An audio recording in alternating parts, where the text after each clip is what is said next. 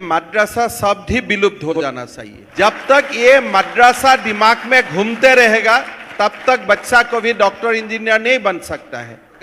आसाम में 7 लाख लोग सैलाब से मुतासर हुए हैं, 18 लोगों की मौत हुई है, मगर ये मुख्यमंत्री को आसाम की जनता की तकलीफ की फिक्र नहीं है, उसको मदरसे की फिक्र है।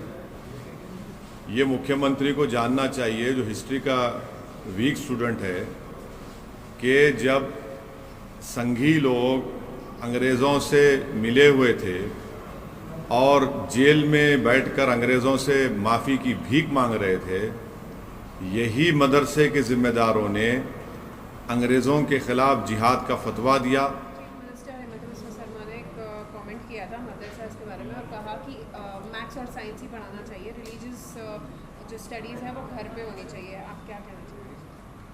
आसाम में 7 लाख लोग सैलाब से मुतासर हुए हैं, 18 लोगों की मौत हुई है, मगर ये मुख्यमंत्री को आसाम की जनता की तकलीफ की फिक्र नहीं है, उसको मदरसे की फिक्र है।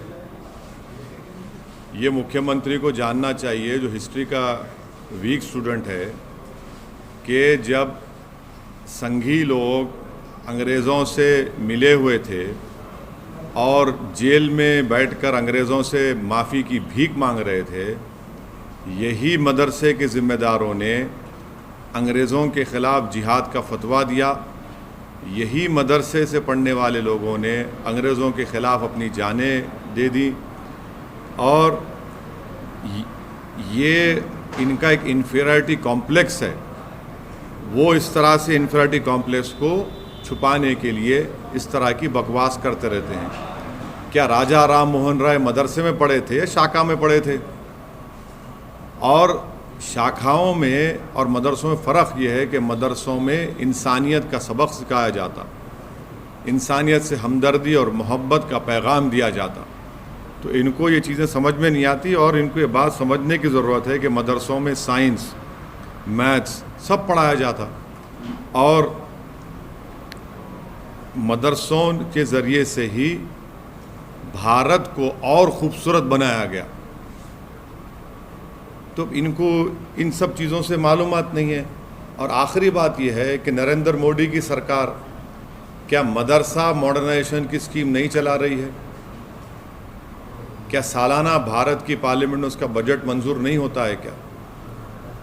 तो इनको सिर्फ मुसलमानों से और इस्लाम से नफ़रत है, ये खुल के आ गया उनकी ज़बान पर। लेकिन सर अब राजस्थान में भी सेम कंट्रोवर्सी, वही जवाब है। देखिए, मोदी सरकार में क्या मदरसा मॉडर्नाइजेशन स्कीम नहीं है? क्या मुख्तार अब्बास नकवी उसके मंत्री नहीं हैं? आप मुसलमानों से, इस्लाम से नफ़रत करते, इसीलिए इस तरह से आप ये अनाप शनाप बकते रहते हैं। सर, आपने ट्वीट किया, मुग़लों से भारत के मुसलमानों का कोई रिश्ता नहीं है, लेकिन ये बताओ कि मुग़ल बादशाहों की बीवियाँ कौन थी? और उसके ऊपर अमित मौलवी ने कहा है कि दिस इज क्रॉस सेक्सिज्म। तो ये क्या विषय था, क्या बोलना चाह रहे थे सर आप? वो आप बोलते रहता, उन्हें बच्चा है, उसके बातों पे क्या बोलना। अच्छा, ये ट्वीट के बारे में बताइए सर। क्या पूरी स्पीच है? स्पीच सुनो, समझ में आता। नहीं, ये पर्टिकुलर कोट जो आप आप स्पीच सुनिए। इतना पीस जो है काफ़ी नहीं, आप स्पीच सुन लीजिए। हाँ, मैं मुग़लों को ज़िम्मेदार करार देता हूँ पेट्रोल की कीमत का, बल्कि औरंगज़ेब ज़िम्मेदार है पेट्रोल डीज़ल की कीमत का। बादशाह अकबर ज़िम्मेदार है कीमतों में इजाफ़ा होने का, और शाहजहाँ ज़िम्मेदार है नौजवानों में बेरोज़गारी का। इसको मानता हूँ।